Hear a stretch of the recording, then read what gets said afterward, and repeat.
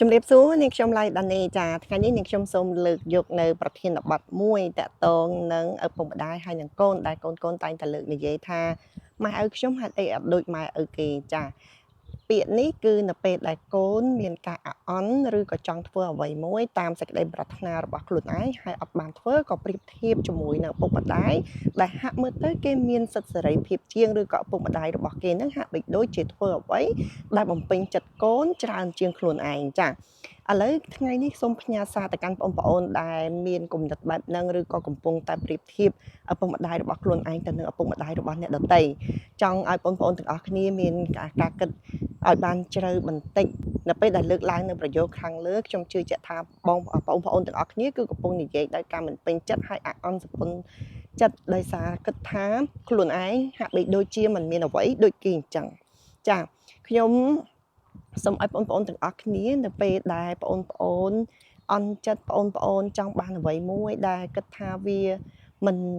សមស្របឬក៏ថាខ្ទាស់ចិត្តឪពុកម្ដាយបងប្អូនគួរគិតពីចិត្តរបស់គាត់វិញបងប្អូនលើកឡើងថា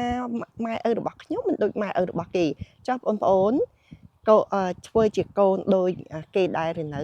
ចាឬក៏យើងអាចនិយាយថាចុះបងប្អូនទាំងអស់គ្នាដូចកូនគេដែរឬអត់ចាហើយបងប្អូនដឹងទេថាឪពុកម្ដាយរបស់យើងមិនដែលមានចិត្តចង់ឲ្យកូនមានការអន់សពុនចិត្តនោះទេគឺចង់តែបំពេញតម្រូវការហើយខិតខំប្រឹងប្រែងរាល់ថ្ងៃនេះក៏ដើម្បីកូនគ្រប់គ្នាដែរប៉ុន្តែនៅកលៈទេសៈពេលខ្លះគឺពិតជាមិនអាចបំពេញតម្រូវការហើយសេចក្តីចង់បានរបស់យើងពេលខ្លះគាត់មើលឃើញថាវាមានគ្រោះថ្នាក់វាអត់ប្រយោជន៍ឧទាហរណ៍នៅរដូវចូលឆ្នាំកន្លងផុតទៅតែបានបញ្ចប់អញ្ចឹងណាចា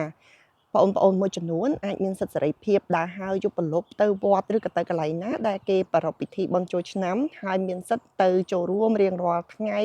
តែម្ដងឬវត្តខ្លះគេអាចនៅស្រុកស្រែគេអាចធ្វើច្រើនជាង3ថ្ងៃចារហូតទៅដល់វត្តខ្លះគេធ្វើកន្លះខែអីណោះអញ្ចឹងទៅគិតថាចង់ដើរលេងទៅវត្តហ្នឹងរាល់ថ្ងៃតែម្ដងចំណែកឯឪពុកម្ដាយគឺគាត់មើលឃើញថាពេលខ្លះគឺគាត់អត់ចង់ឲ្យទៅហើយគាត់ហាម5អញ្ចឹងក៏គិតថាខ្លួនឯងអត់មានសិទ្ធិសេរីភាពប៉ុន្តែយើងភ្លេចមើលថាតើអាសិទ្ធិសេរីភាពដែលគាត់ផ្ដល់ឲ្យកន្លងមកហ្នឹងតើពួកយើងប្រើប្រាស់ដោយរបៀបណាហើយគាត់ហាមឃាត់ម្ដងពីរដងយើងក៏ចាប់ដើមខឹងសម្បានេះខ្ញុំលើកឧទាហរណ៍ទូចមួយឯងមួយវិញទៀតយើងនៅស្រុកស្រែយើងចង់ទៅដើរលេងនៅទីក្រុងនៅរដូវបុណ្យធំឪពុកម្ដាយរបស់យើងក៏ខាត់ថាកុំតន់អាចទៅអីចាំដល់ពេល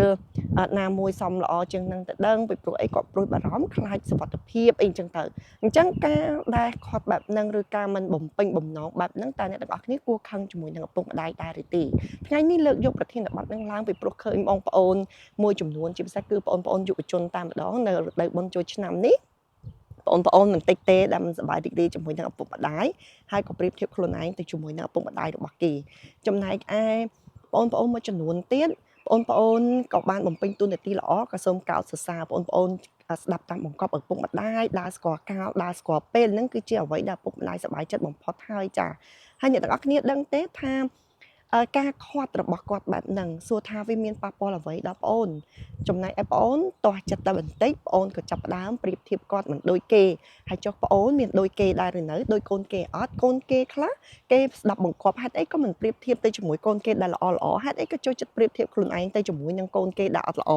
អានេះគឺជាចំណុចមួយដែលបងប្អូនត្រូវផ្លាស់ប្ដូរការគិតបន្តិចបើជ្រុលតែប្រៀបធៀបហើយត្រូវប្រៀបធៀបទៅរកចំណុចល្អឧទាហរណ៍មើលកូនគេផ្ទះខាងនោះអាគេមិនសូវដើរទេបើគេដើរក៏គេដើរស្គាល់ការស្គាល់ពេល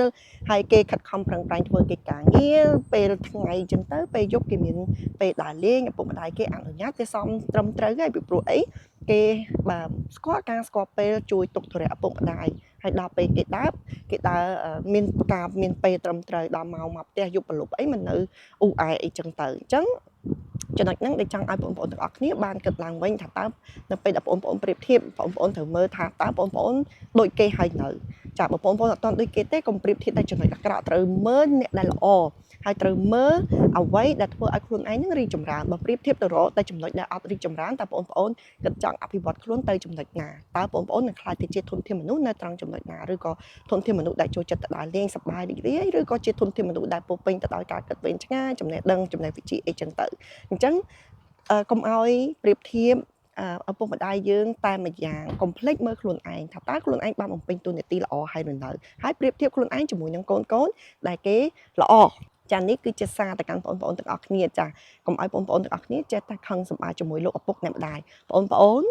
នៅក្មេងបងប្អូនមិនធ្លាប់ចាស់ទេប៉ុន្តែឪពុកម្ដាយរបស់បងប្អូនគឺធ្លាប់ក្មេងហើយធ្លាប់សប្បាយរីករាយនៅក្នុងវ័យរបស់បងប្អូនអញ្ចឹងនៅពេលដែលគាត់ចាស់ទុំទៅគឺគាត់មានពិសោធន៍អញ្ចឹងសូមឲ្យបងប្អូនគិតហើយស្ដាប់បង្គាប់របស់គាត់ពេលវេលាខ្លះគឺត្រូវតែសម្របតាមគាត់ពីត្រូវជឿជាក់ថាឪពុកម្ដាយយើងមិនដែលមានបំណងចង់ឲ្យកូនវិនិច្ឆ័យនោះទេការខាត់ការហាម5របស់គាត់គឺដើម្បីតែសុខសុវត្ថិភាពនិងការរីកចម្រើនរបស់កូនតែប៉ុណ្ណោះចំណែកឯយើងក៏ដូចគ្នាដែរដើម្បីបំពេញតួនាទីជាកូនល្អ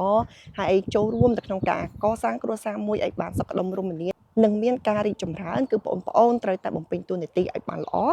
ហើយចូលចិត្តសិក្សាច្រើនជាជាងការដើរហើរដោយគ្មានប្រយោជន៍ចាថ្ងៃនេះមានសារខ្លីប៉ុណ្នេះជូនទៅកាន់បងប្អូនជាទីស្រឡាញ់គ្រប់រូបចាជួបគ្នានៅឱកាសក្រោយទៀតសូមអរគុណ